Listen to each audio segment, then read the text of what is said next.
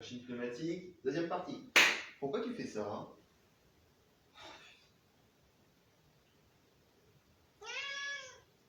Alors le contexte est le suivant. On est en train d'expliquer comment fonctionne cette machine de musculation pneumatique.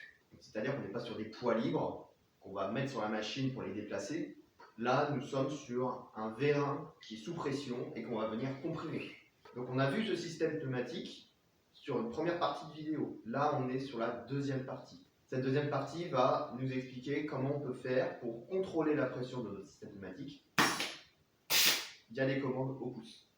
Alors cette vidéo va être relativement courte parce que pour avoir ces commandes au pouce, il nous faut juste un composant. Ce composant est très standard dans l'industrie puisque c'est la base centrale pour contrôler des vérins en automatique. Donc tout ce qui est industrie, tout ce qui est robotique, tout ce qui est automate, basé sur des systèmes pneumatiques, l'industrie en est pléthore. Vous allez trouver énormément de documentation sur ce composant, beaucoup de tutoriels pour sa mise en œuvre. Bref, vous avez tout ce qu'il faut sur le net pour faire vos recherches. Et je ne vais pas du coup refaire ce travail-là dans cette vidéo. Je vais juste vous le présenter, vous montrer comment il est installé ici pour que vous ayez un petit peu le contexte dans le cas d'une machine de musculation. Mais sinon, ce composant-là est très standard, vous n'aurez aucun problème pour trouver des informations à son sujet. Pour le mettre en œuvre, bien sûr, il y aura le circuit pneumatique, donc on va voir comment l'intégrer dans notre système. Et il y aura besoin d'un circuit électrique pour le commander. Les boutons que j'ai au pouce ici sont des interrupteurs électriques qui vont faire passer du courant ou non. Donc dès que je fais passer du courant, ça actionne le composant pneumatique dont il est question ici, et ça va provoquer soit une charge ou une décharge de mon circuit pneumatique. Donc ce composant dont je vous parle, c'est un électrodistributeur centré fermé, 5 voies, 3 positions. On va regarder un petit peu ce que c'est, vous inquiétez. Donc voilà le composant qui nous intéresse, donc un électrodistributeur centré fermé, 5 voies, 3 positions. Celui-ci est en 12 volts, faites attention, vous pouvez avoir du 24 volts ou plus. Si vous voulez faire un petit système embarqué tout compact sur votre machine, mieux vaut réduire la tension au maximum, sinon vous allez avoir une très grosse batterie, surtout si vous voulez utiliser des piles. C'est un électrodistributeur de la marque Enshine. Donc là, 23 €, vous pouvez penser que c'est un peu de la merde. J'ai montré ce composant-là à un gars qui avait travaillé dans l'industrie pneumatique. Quand il a vu ça, il a fait « Eh ben dis donc, ça a l'air d'être de la bonne qualité ». Et quand je lui ai donné le tarif, il a halluciné le mec. Si vous voulez du top de ce qui se fait dans le pneumatique, c'est la marque Festo qu'il vous faut. Sauf que là, c'est plus 23 €, c'est 170 €, toutes taxes comprises. Donc, commencez déjà par du Enshine, et si vraiment vous voulez monter en gamme pour je ne sais quelle raison, ben, vous pourrez aller sur du Festo, mais là, pour commencer, du Enshine, ça fera très bien l'affaire. Alors, comme je vous l'ai dit, on va pas s'attarder sur le détail de fonctionnement de cet appareil, sur Internet, il y a tout ce qu'il faut pour vous expliquer clairement, proprement, avec des schémas, des animations, il y a tout ce qu'il faut, donc je ne vais pas refaire le travail en moins bien, ça n'a aucun intérêt. Donc allez chercher les informations sur ce composant.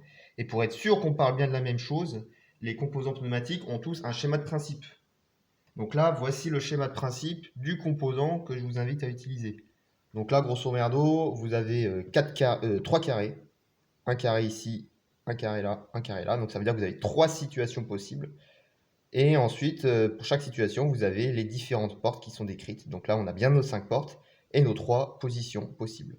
Et ensuite, vous avez les flèches pour dire quelle porte communique avec quoi.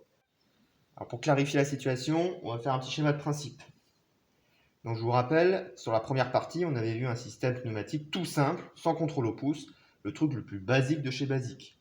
On avait un compresseur relié à une cuve, relié à un vérin. Donc ça, c'est le schéma pneumatique le plus simple que vous puissiez faire sur une machine de musculation. Le compresseur, vous avez la possibilité d'envoyer un ordre, je veux du 4 bars, je veux du 5 bars. Il va actualiser la pression dans votre cuve et dans votre vérin. Sauf que pour ce faire, vous allez devoir quitter votre machine, aller au compresseur, passer votre commande, revenir dans la machine. Un peu comme ce que vous faites avec une machine classique. Vous allez vers les poids, vous déchargez ou vous rechargez, etc. Bon, bah, du coup, là, vous avez le même système. Mais ce qui nous intéresse aujourd'hui, c'est avoir la possibilité d'avoir des commandes au pouce. Donc là, on va actualiser ce schéma-là pour avoir cette possibilité de contrôler la pression sans quitter la machine.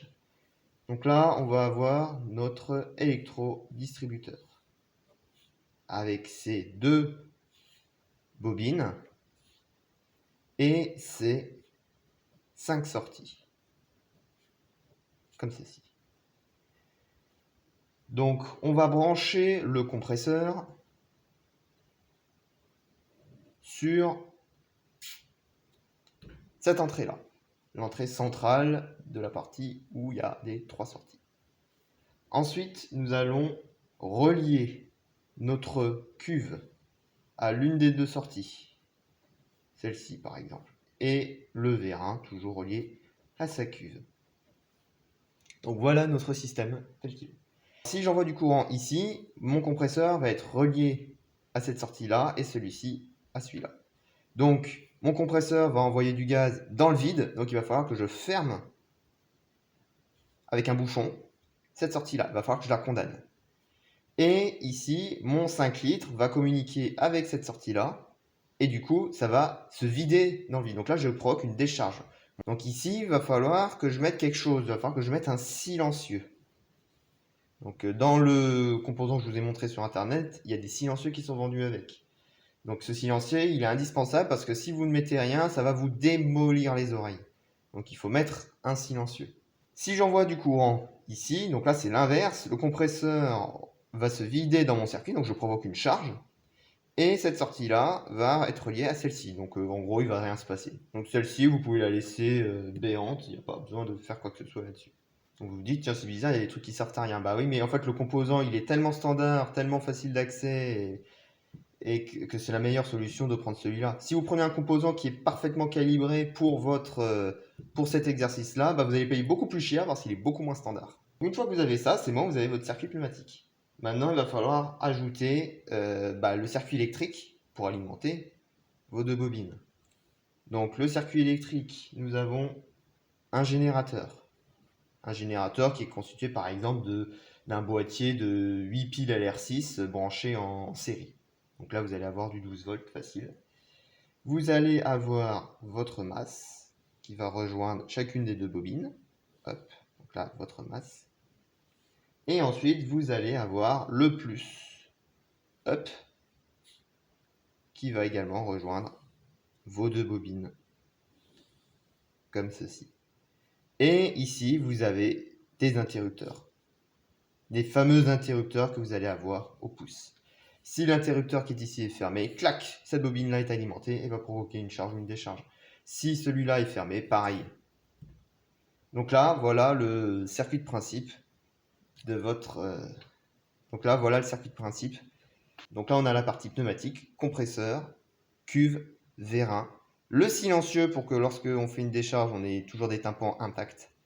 Et ici, un bouchon pour éviter que le compresseur se vide pour rien et vous casse les oreilles en même temps. Et ici, nous avons notre circuit électrique avec notre générateur 12 volts avec 8 piles LR6, donc LR6 x 8 en série. Voilà. Et ensuite, on a ce générateur vient alimenter nos 2 bobines sous condition que les 2 interrupteurs qui sont là soient fermés. Et ça, ce sont les interrupteurs au pouce. Petit composant qui va rajouter beaucoup de sécurité à votre système, c'est celui-ci, qui est un sort d'aiguillage. Donc soit il fait communiquer cette porte-là avec celle-ci ou avec celle-ci. Et le commande se fait manuellement. C'est-à-dire qu'il n'y a aucun élément électrique à alimenter. Non, tout se fait en manuel. Donc c'est purement mécanique cette pièce-là. Pourquoi avoir ce système-là? Ça va vous permettre de vous garantir de pouvoir décharger votre système pneumatique, peu importe ce qui se passe. Imaginez que votre électrodistributeur tombe en panne et qu'il y a, mettons, 8 barres dans votre système pneumatique. Vous faites comment pour faire évacuer le gaz? Vous faites comment? Bah, ça va être compliqué, à part retirer une durite et vous la prendre dans la gueule. Vous allez être coincé. Alors que ce système-là, juste avec une pression au pouce ici, ça va vous décharger votre système et vous garantir de pouvoir avoir le contrôle sur votre système, même s'il y a une panne. Donc c'est vraiment un élément de sécurité qui est quand même très intéressant à ajouter sur votre système. Donc là, voilà l'élément. Vous avez toujours le petit schéma de principe, vous voyez ici. Sur chaque composant pneumatique, vous avez toujours le schéma de principe qui est affiché. Donc là, vous le voyez ici. Hop, donc 2 positions, et soit A, donc lui communique avec lui, soit lui communique avec lui.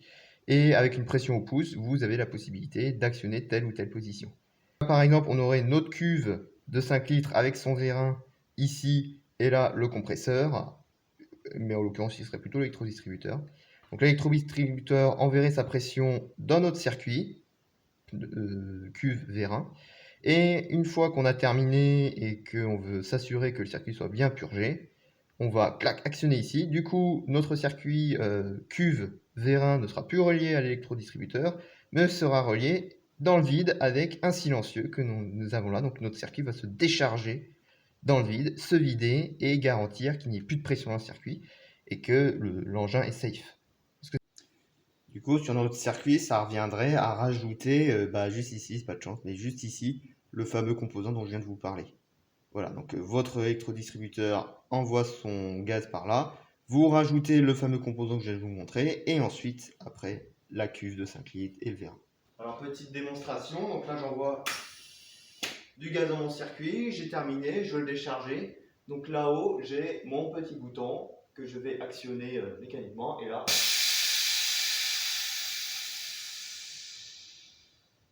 mon circuit est déchargé et je suis sûr qu'il n'y a plus aucune pression dedans. Alors, il faut que je n'oublie pas de le réactionner, sinon je ne vais pas pouvoir le charger. Si je le laisse embuter, il ne se passe rien. Donc je vais le remettre en situation de fonctionnement. Et là, je peux renvoyer du gaz. Pour caser tout ce bazar et le mettre en œuvre, je suis parti sur un boîtier fait en impression 3D, modélisé sur SketchUp. On a ici une fente qui correspond à la taille d'un profilé de la machine. Ça vient s'encastrer dedans, le boîtier est maintenu en place et sa position peut être verrouillée avec ce petit logement qui peut recevoir une vis hexagonale qui va venir écraser le boîtier et le profilé entre eux, comme ceci. On a ici un ensemble de câbles qui permet de rejoindre les boutons au pouce. Alors il y a plus de câbles que prévu parce qu'il y a un petit projet en plus là-dessus. Donc normalement vous êtes censé avoir 2 câbles. Bon là il y en a 2 autres puisqu'il y a un projet en plus. Là, vous avez le raccord pour rejoindre la cuve de 5 litres avec son vérin. Là, vous avez le petit bouton qui permet de décharger votre circuit pneumatique manuellement. Un interrupteur qui permet de couper l'alimentation électrique et du coup de préserver votre batterie quand vous n'utilisez pas la machine. Ici, vous avez la durite qui va rejoindre le compresseur. Et là, vous avez un silencieux pour éviter d'avoir les oreilles explosées à chaque fois que vous déchargez. Donc on peut accéder à l'ensemble des composants en retirant le petit capot. Hop. Alors, il y a plus de fils que prévu, je vous le dis parce que j'ai prévu de faire autre chose. Mais grosso merdo, vous avez les organes suivants. Votre petite batterie qui est ici. Vous avez une batterie qui est un boîtier qui contient des piles LR6. Donc il y en a 8. Donc ça coûte quasiment rien sur internet, hein, et ça fait très bien le taf. Donc elles sont pas en série, attention, elles sont en... oui, elles sont en série, elles ne sont pas en parallèle. Faites gaffe parce qu'il y a différents boîtiers. Hein. Donc il faut du branchement en série pour que les tensions s'ajoutent. Donc là on est sur du 1,5 V, il y a 8 piles, donc ça vous fait 12 volts. Sur le côté ici, vous avez le composant qui va permettre de décharger mécaniquement votre circuit. Il est relié à l'électrodistributeur qui est en dessous. Hop, je retire, voilà. Voilà le composant.